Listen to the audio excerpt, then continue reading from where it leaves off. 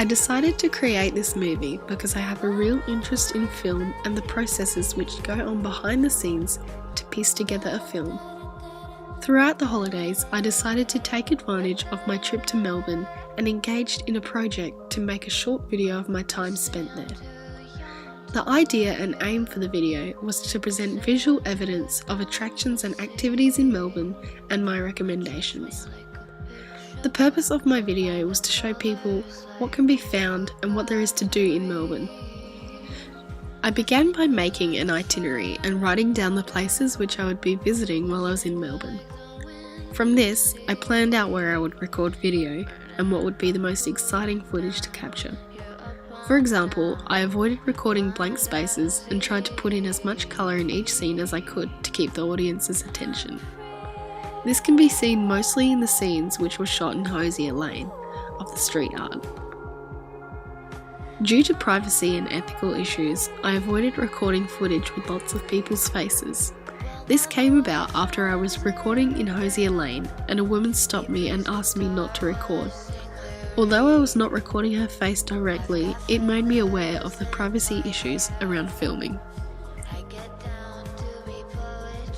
After collecting footage from around Melbourne, I started my video sequence planning by making a list from 1 to 10 of my favourite things I did. This was the basis for my top 10 list, which I arranged the layout of the movie to follow. I decided not to include myself or a main character into the film so the audience doesn't focus on one character rather than landscapes and activities. I used a range of different equipment to create my movie, including my Canon DSLR camera. I used the video editing software Final Cut Pro on my MacBook. This is the first time I had used this video editing software and the first time in learning how to record video properly on my camera.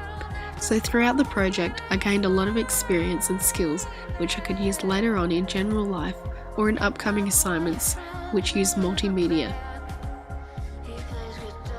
I gained a lot of inspiration from people online making YouTube videos about their travels.